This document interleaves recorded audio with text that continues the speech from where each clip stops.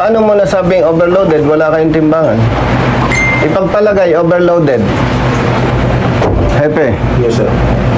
Pero sa ngalan ng tamang pagpapatupad ng batas, Po. Oh, Tinimbang. kasi kung tinimbangan, pumasok kami sa timbangan. Opo, pero hindi Hepe, excuse for your information, public service tayo, Yes, sir. wala namang usapang personal, recorded tayo.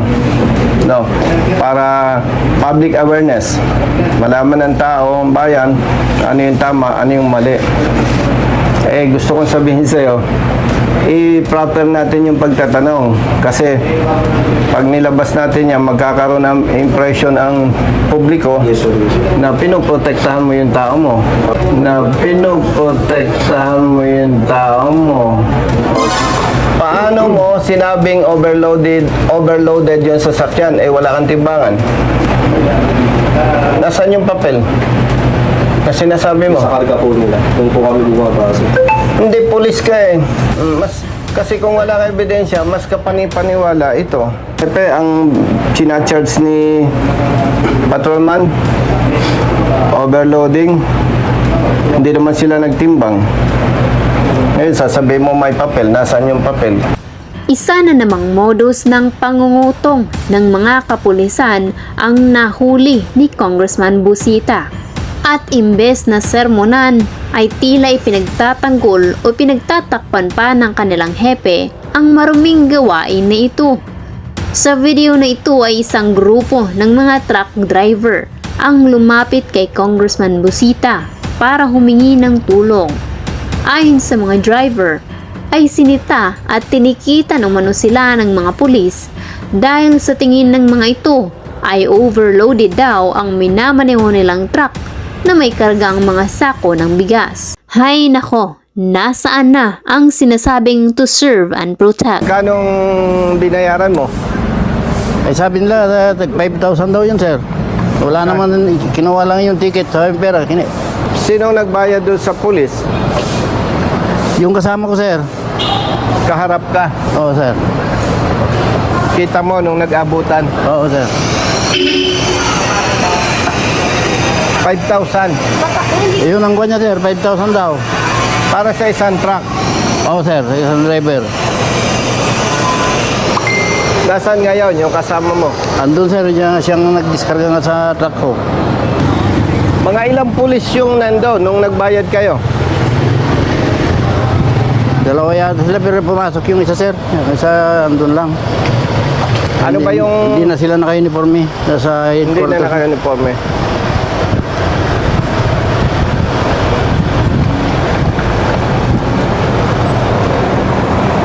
Ang pasita.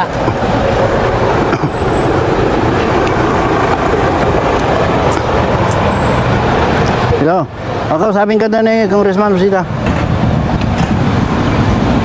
Hello brother, good afternoon. Ikaw ba ang kasama doon sa kinabukasan, doon sa nagbayad ng multa? Ha? Ikaw ang nagdala ng kasama ka nung nagbayad? Magkano binayaran ninyo? 5,000. Hello. Brother, excuse. Tatawagan kita, gamitin ko yung cellphone ko. Mahina ang boses mo eh. Ha? Tatawag uli ako. Anong number niya? Anong number niya? Nung tiwaga, 0975 0975 094 094 3 30.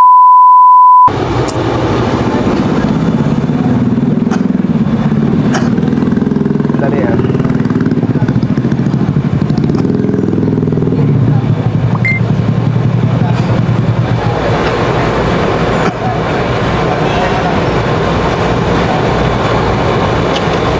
Tawagan mo nga ulit.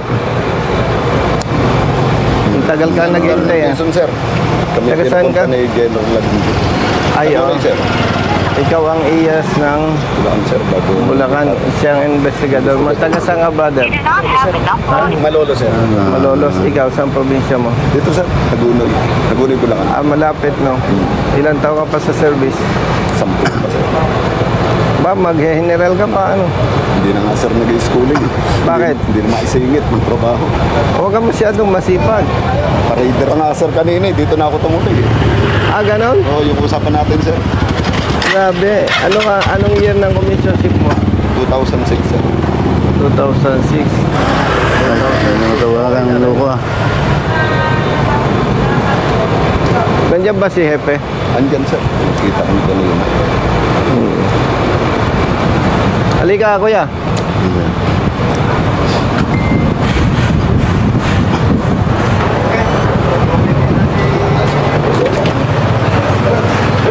Si Hepe. Si Hepe. Wala pa na nabibigyan rito, sir. Ayo. Ganda ng office mo ah. Old building na po, sir. Ha? Old building na po. Old building. Taga ano ka ba? Taga Benguet? Baguio? Hindi, sir. Dito po. Bicol? Albay, sir. Albay. Tuloy mo lang pagkain mo. Papasukin yung driver. Kuya, halika. Sige, hanapin mo yung ticket. Sir, hindi ko makita na yung Sige, ticket. hanapin mo. Pumuna, sir. Upo tayo. Driver, upo ka nga. Sige, dito ka na lang, kuya. Ngam. Meron ba kayong ano? Posto lang, sir. May checkpoint ba kayo sa saan yun? Sa Banong Tulay, sir. Sa Pero Banong dito, Tulay. dito kami na Sa ano po, nagkipag... sir? Barangay Santa Cruz po. Barangay Santa Sa may Cruz. jungle po. Ay, okay, okay. Doon po yung established checkpoint area namin. Dito ba may naka-assign doon? Wala. Ito po, sir, yung duty checkpoint team po ngayon. Sa katawan, sinong mamumukhaan mo dyan humuli sa'yo? Wala, sir. Ha? Baka Wala. natatakot ka. Hindi, sir. Hanapin mo yung ticket. March 20 nung natikitan kami doon, sir, sa baba ng Tulay. March 20 po. Oo, sir. Anong mga anong oras po? Alas 6 ng umaga, sir. Hinuli kami dyan, sir. March 26. Pinabalik kami. Pinagkukuha yung lisensya namin, pinabalik kami. Tapos, nung kunin namin lisensya namin doon sa baba ng Tulay, tinikitan kami. Lahat kami, mahigit kami 30. 30 truck Oo, sir. drivers. Oo, sir. Ano ang karga mo? Bigas, sir. Bigas. Anong sabi sa'yo? Anong violation? Overloading, sir. May timbangan? Wala. Wala, sir. Isipin mo. Hinuli, overloading, walang Sabi ko nga, timbangan. dumaan naman kami sa DPWH. Bakit hindi kami na-overload? Kayo, overloading. Checkpoint lang sila. Tawagan mo yung kasama mo. Brother Matt, Yes, ko. tulungan mo maghanap ito ng ticket. Wala kasi yung... Kasi may pangalan yun eh. Tinikitan daw po, sir. No, sir. Tinikitan siya ng overloading. Ang number one question mark doon, Hepe, wala naman timbangan ng pulis natin eh. Nandun po sa DPWH, sir. Oo nga. May, Pero by the time na mahuli siya, hindi naman tinimbang ng pulis. wala po kasi talaga siya nangyayaring timbangan sa DPWH. Kaya nga. So, to cut the story short, walang timbangan yung pulis natin, pero hinuli itong truck driver, ang karga niya bigas. Ang charge, overloading. Umaga ng March 20, sir. 20. Kinabukasan, bumalik para mag-settle. Magkano ang binayaran ninyo? Doon, sir, sa kabila. Doon sa... Oo. Magkano? 5,000 ang isa, sir. Dalawa kami. Dalawa kayo? May resibo? Wala? Wala, sir. See? Kinuha lang yung ticket sa yung pera. Saan po kayo nagbayad? Doon sa tabi ng Pure Food, sir. Police din. Police station yun, sir. Kung may ticket po, ang babayaran, sir, dito po sa window 4 ng LGU. Kung dito po magbabayad, sir. Hindi, yun ang tama. Opo. Ang sinasabi mo, Hepe, yung tamang trabaho. Yes, sir. Yes, sir. Doon pa lang sa, alam mo, Hepe, matagal na ako sa ganitong advocacy. Kwento pa lang, alam ko na yung pwedeng Tayo kasi hindi naman pwedeng basta magbase sa kwento. Pero do sa pagkasabi na hinuli at sinabing overloading, walang timbangan, questionable na yon. At nung balikan kinabukasan, nagbayad sila, walang resibo. Dalawang truck. sir. Kasi Sino sabi, yung kasamahan ko rin sa kumpanya, sir. Kasi ang sabi nila sa amin nung tinikita kami ng umaga, kung di nyo matubos ng 3 days yan, ipaparibok na yung lisensya nyo. Sabi nila. Sino po kaya yun? Mamumukha Basta mo yung, ba? hindi ko na mukuhan, Sino sir. po kaya? Hindi ko na Kasi mukuhan. sa ticket, Pwede po. Hindi ko na mukuhan. Ayan, nakita na. Anti-overloading, saka dalawa, loading and unloading, and dalawang violation, sir eh. No loading and unloading. Name and unit of officer. Ano ito? Ako po. Oh, perma mo ba ito? Ako po. Ako po yan. Oh, Dalawang violation, sir. Loading and unloading. Saka yung anti... paano mo sinabing overloading yung sasakyan niya? Yes, take note. Nasaan yung investigator mo? Nag-detect off na, sir. Yes, sir. Brother, may ebidensya, may ticket eh. Opo. Chinarge mo ng overloading, may timbangan kayo, wala? Wala po. O paano mo nasabing overloaded ang kanyang truck? Kasi may ticket hepe eh. Hindi. Oh. Ito po yung ano sa citation ticket po. No, citation ticket. Oh. Paano mo nasabing overloaded? Wala kayong timbangan. Ipagpalagay overloaded. Hepe. Yes, sir. Pero sa ngalan ng tamang pagpapatupad ng batas, may sinasabi siya, Hepe, dumaan sa timbangan ng DPWH. Hindi hinuli. So, ang presumption natin, hindi siya overloaded. Ipagpalagay na hindi totoo yung kanyang version. Opo. Tayo naman ay Pero ako. sir, sinabi niya kanina, narinig ko naman na walang nangyaring timbang, sir, di ba? Pagpatimbang niyo po. Oh, Hindi kayo tinimbang. Kasi Sa kung DPWH. tinimbang, pumasok kami sa timbangan. Opo, pero hindi Hepe, excuse ha, for your information, public service tayo, Yes, sir. wala namang usapang personal, recorded tayo. No, para public awareness, malaman ng tao, ang bayan, ano yung tama, ano yung mali. Eh, gusto kong sabihin sa'yo, i-proper natin yung pagtatanong. Kasi, pag nilabas natin yan, magkakaroon ng impression ang publiko Yes, sir. Yes, sir. na pinoprotektahan mo yung tao mo. O, di ba?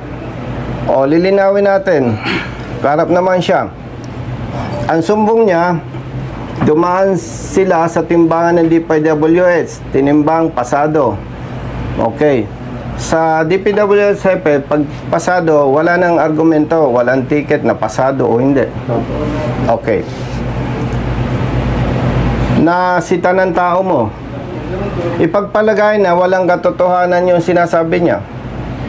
Hindi pa rin ma-justify ng tao mo yung pag-charge niya ng overloading. Why? Wala kayong timbangan, di ba? Yes, sir. Oh. Sa harapan mo, tanungin natin itong si brother Chico, sir. Chico. Paano mo sinabing overloaded yung sasakyan eh wala kang timbangan? Kung bali po, may papel po kasi sila sir na Na ano? ano sa amin na kung ilan po yung karga nila tapos nagtatimes po kami doon. Nasaan yung papel? Kasi nasabi mo. Sa karga po nila. Doon po kami bumabase. Hindi, pulis ka eh. Kasi kung wala ka ebidensya, mas kapani-paniwala ito. Yan oh. Ang Hepe, ang chinacharge ni patrolman, overloading, hindi naman sila nagtimbang. Ngayon, sasabihin mo may papel, nasaan yung papel? Kaya, gano'n naman eh, criminologist ka. O, siyempre, alam mo yon. Yung version mo versus version ng driver. O.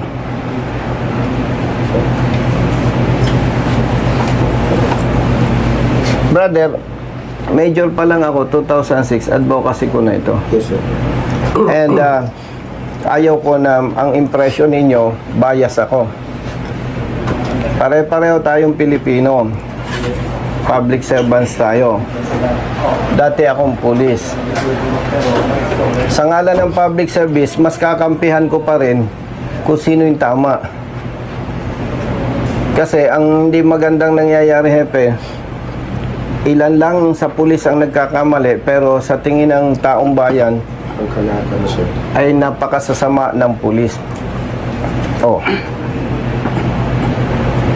Yun ang impression.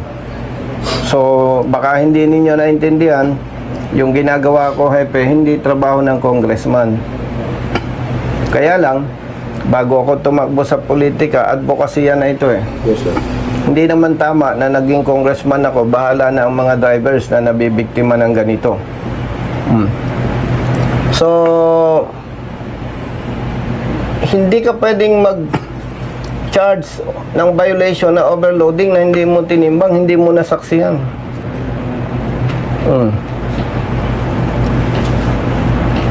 Malinaw yun.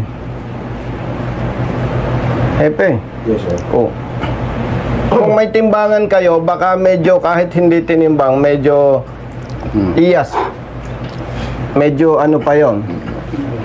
Usapin pa yon. Usapin pa yon. Kasi ba nagsisinungaling siya. Pero validated ko, Hepe, wala kayong timbangan. Walang timbangan sa area ninyo ng DPWS para ang mga pulis nakabantay para pagka may violation, titikitan. Nung nagbayad kayo, dalawang usapin dito, Hepe. Yes, sir. One, nag-charge ng overloading, hindi tinimbang. So, whether overloaded o hindi, technically, legally, hindi pwede. Tama ba, Iyas? Ikalawa, dalawa sila, nagbayad ng tig 5,000. 5,000, no? Walang resibo. Kanina po, sir. Ito rin ba ang nakatanggap? Huwag kang matakot yung sa totoo tayo. Hindi, sir. Sinong kasama mo doon sa kinabukasan? Eh, wala na po. Outgoing na po ako. Walang duty doon. Po, alam mo. Oh. Kasi alas 8 po, uuwi na kami. 8 a.m. po. Kasi nung pinababalik po namin sila, nagparadahan po silang lahat. Pero balik tayo. Matagal ka na sa checkpoint. Since, ano po, May ilang taon na ito, Hepe, sa'yo? Sinong una sa inyo? Siya po, sir. Kailan ka nag-assume dito? 2022 po, October.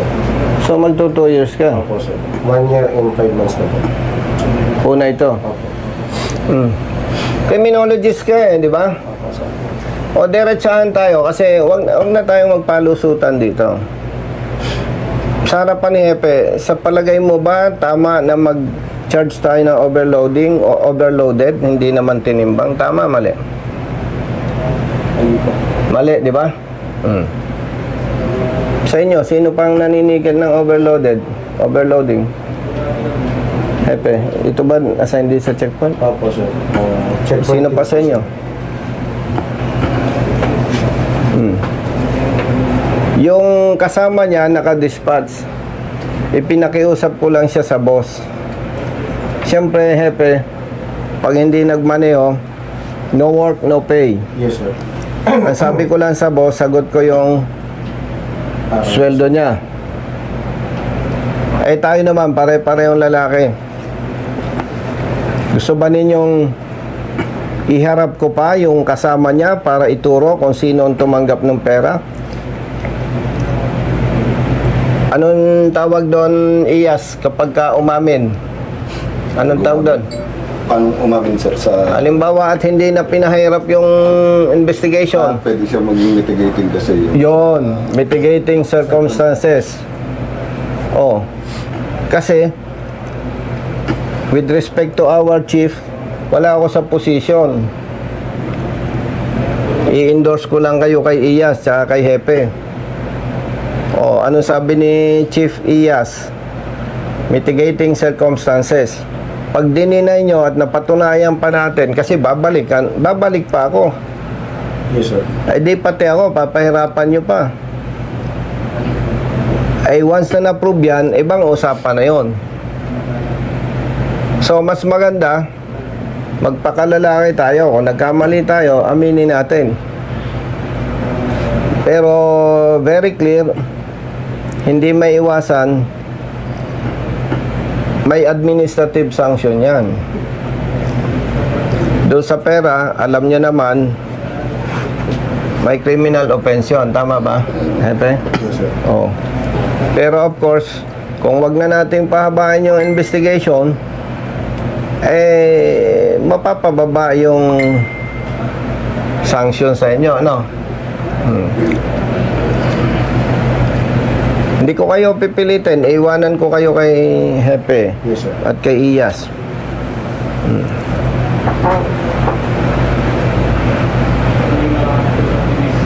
Ito, advocacy to. Kayo, wala akong kilala sa inyo. Walang dahilan para baka kung nakasama ko kayo sa assignment tapos nagkaroon tayo ng hindi magandang relasyon, baka sabihin nyo na may personal ako. Wala akong kilala sa inyo, kahit si Hepe. Ni-request ko lang yung attention, Hepe, ni Iyas para initially nakikita na nila yung direction ng investigation.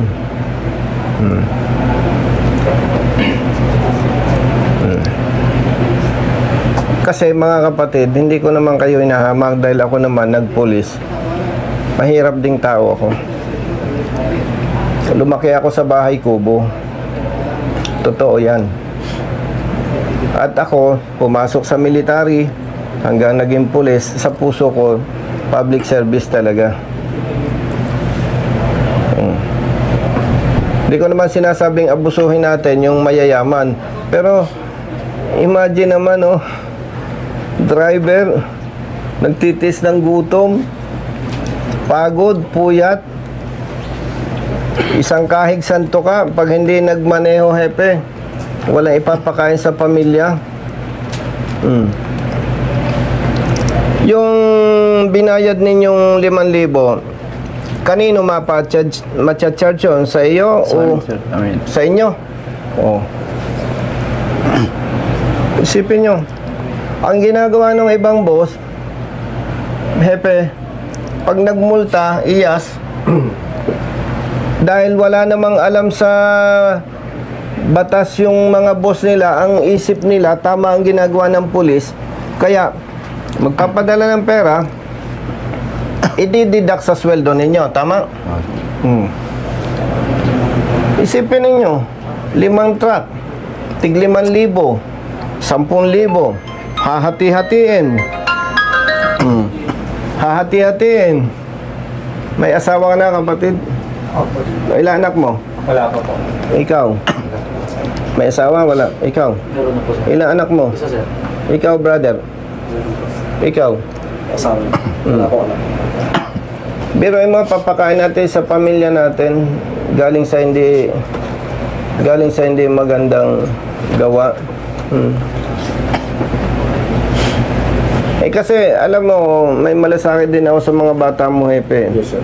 Pag ang nabiktima ninyo marunong pumatay, oh, sa Mindanao, may nabiktima yung may kinutongan, Iyas, nagbigay yung driver, binalikan, binaril sa ulo yung inyong asawa, mag-usap kayo, nakakapag-loan sa Upsly. Ako kasi puro utang din ako sa Upsly nung pulis ako eh. Ikaw? Pareho tayo, sir. Oo, yan. Lahat ng slide.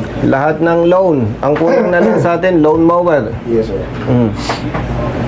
Pero ako, kaya kong tumingin ng diretso, Hepe, dahil ako talaga nagbi-business kahit nung pa. Pero tinitiyak ko, yung trabaho ko, hindi ko pinapabayaan. Kasi hindi natin hinahamak ang PNP. Kahit lahat ng sweldo mo, ipunin mo, hindi kayang magpaaral ng anak. Babayad ka ng apartment, kuryente, tubig, kakain pamilya mo, mag-aaral anak mo. Yes, sir. Wala kang kayang iharap sa aking CPA, accountant, or negosyante na magsasabing mapagkakasya yung inyong sweldo. Talaga, sir. Kulang talaga yan. Pero kung kukunin natin yan sa motorista o sa kapwa natin, ang resulta niyan, balasubas tayo, abusado tayo. Kaya simula ngayon, simulan na ninyong mag-isip, mag-usap kayo ng asawa nyo. Ano yung pwedeng hanap buhay legal para may other source of income. Hindi ko gina-justify yung ginagawa ng ibang mali ng pulis, hepe. Pero talagang hindi sasapat yung sweldo. Hindi naman katwiran yon na umabuso tayo sa kapwa. Hindi pwedeng justification yun. O ay paano ngayon yan? Eh pag alis ko, hindi kayo nagkaayos. Eh di babalik pa ako, hepe. Oo. Pag-ayusin na lang po natin sir. Hindi pag-ayusin kasi nakomit na yung kasalanan eh. No. Tama ba ako? Ang IAS, ang trabaho niyan, mag-imbestiga doon sa sumbong na sinasabing may maling trabaho ng polis para yung polis na nagkasala parusahan. Tama ba, IAS? Yun ang trabaho nila, kaya in-invite ko si IAS. IAS, friendly warning. Ayusin yung investigation kasi pag hindi ko na gustuhan yung result ng recommendation mo, baka ikaw din ang iimbestigahan sa IAS. Trabaho lang to. Public service. Bibigyan kita ng kopya ng ticket, IAS. O Kausapin na lang namin to, sir. Si Freddy. Oo. At saka si... Yan ay paglilinaw sa inyo lahat, ha. Yon driver ng truck, kahit ngayon pa lang, kahit umatras yan, tuloy pa rin ang administrative case. Kasi administrative case to eh. Pag umatras yan, ako magpuporso ng kaso. IAS. Kukuha lang ako ng ticket, ng ebidensya, pa-imbestigahan ko, tuloy yan. Ang gusto ko lang, hepe, simple lang. Mai-correct yung mali. Ganun kasimple. Tayong lahat nagkakasala. Walang perpektong tao. Pag alis ko, yes, malaman ko kung anong... Ito lang ba na duty dun? Sa ngayon po sir.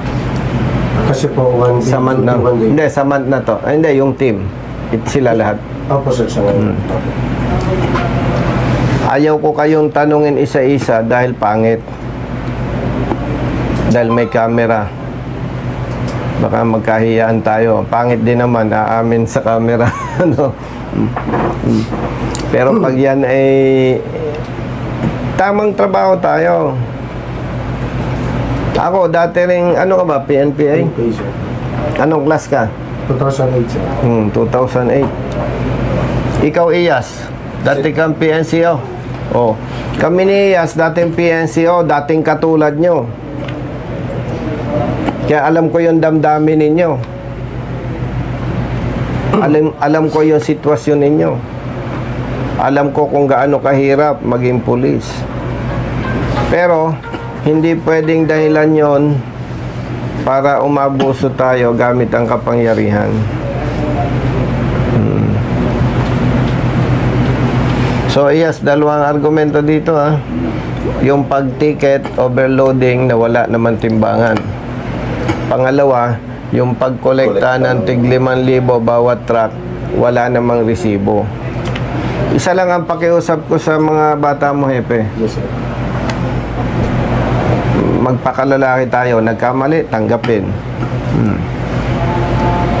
Pwede namang bumaba ang kaparusahan yan kung hindi na ninyo pahirapan ng IAS. Pero siyempre, kung papahirapan ninyo, rights ninyo yun. Tama ba ako? Yes sir. Kung may ganito palang gawain ng mga pulis, abay, napakabilis pala ng pera sa kanila. Abay, hindi na rin sila nagkakalayo sa mga magnanakaw. Ikaw, ano sa tingin mo? Mag-iwan ng inyong komento sa ibaba at huwag kalimutang mag-subscribe sa channel na ito para sa iba pang video kagaya nito. 1 year sa service, military. Kamunting na ako ma-dismiss. Nakipagpalitan ako ng duty. Problema, pumalpak yung trabaho nung kapalitan ko. Wala kaming black and white. Ang sabi ni General Carion, padidismiss kita, Busita. Yes sir lang ako ng yes sir. Ang sabi ni General Carion, yes sir ka ng yes sir. Anong masasabi mo? Sabi ko, sir, kung anong dapat kong kaparusahan. Handa ka bang ma-dismiss? Kung yun ang kapalaran ko, tatanggapin ko, sir. Yung pag-amin ko, natuwa si General Carion. O sige, Pinatawag ko, sir. absolto ka na. Maging aral na sa iyo yan. Oh. Ay kung paikot-ikutin ko pa yung general, dismiss ako. So na-share ko ito sa inyo na lahat tayo nagkakamali. Ang mahalaga, magpakalalaki tayo, yung mali, huwag na natin paikutin. Yung kasing mga na-imbestigahan sa Kongreso, papaikot-ikutin pa kami. Si General Acop, Dating position, sir. Dating general. galing si IDG, si upper class mo, Congressman Bustos, Yes, sir. upper class mo, Colonel Rencia. Ako naman, galing din sa field assignment. Ako Papaikutin. nanonood, sir, dito pag may... Oo, di ba? So, brothers, wag na natin tayo, magkakakampi tayo. Wag na tayong maglokohan, wag na tayong magpaikutan. Di ba? Walang perfectong tao. By the way, Epe, thank you. At papunta pa lang ako. Bakit manghuhula ka ba? Bakit pinatawag mo sila? Hindi, sir, kasi kung dahil stricto din kami, sir, sa checkpoint. Sabi ko baka anything involving vehicle, Ito yon. opo, pinapunta ko na, sir. Pinataas. Okay. Thank you. So, hindi ko na masyado kayong abalahin. Hepe, Yes, sir. no? Ang pakiusap ko sa iyo, Hepe, yung mali ng tao natin, wag natin takipan para sila matuto makasurvive sa serbisyo. Yes, sir. Yes, sir. Tama ba? Opo. Yan naman alam nyo naman yan. Siyempre, pag may mali, may katumbas na kaparusahan. Hindi ko lang ito pwedeng palampasin kasi ako naman tatanda din. Tayong lahat. Darating yung araw, mamamatay din tayo. Kailangan magkaroon ng pagbabago habang nasa posisyon tayo, Hepe. So, Iyas, usap kayo. No? Sa ano sir, sa amin kasi hindi kami pwedeng makialam sa sa respondent, more on the complainant. Complainant, no. Complainant lang. So, ang magiging senaryo niyan, bibigay siya ng statement, kwento, ano? At doon pa mag-uumpisa si Yes sir. Iyas. Tapos kapag nakumpleto na namin at saka pa lang namin sila papatawag. Saka ipapatawag. Kaya mag-usap-usap na kayo. Para isa. Anong gusto ba ninyo? Ako na ang magbabalik ng 5,000 ni Kuya? O mag-uusap-usap kayo? Ibabalik yung 5,000 niya. May 5,000 pa doon sa kabila. Di 10,000. Okay lang yun, sir. Nintindi nyo. Sisingilin ang boss yun dito Ganito, brothers, hindi ako bias. Sa tagal ko na lang sa advocacy, pag sinabi sir, nagbayad kami laman, alam ko na agad yun Totoo yun. So, 5,000 sa kanya, 5,000 doon sa kabila. Hepe, may number ako sa'yo, ha? Opo, sir. Save na, sir. I-save mo. Mag-usap kayo. Pangalan ko, sir.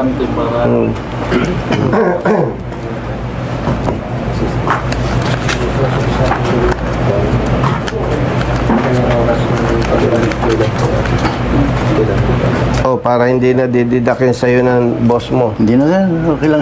Sige na, tanggapin mo. Sir, Tanggapin mo. Hindi na lang yun, sir. Hindi, tanggapin mo. Tapos absent ka ngayon, di ba? Doon. Hindi sir. Sige.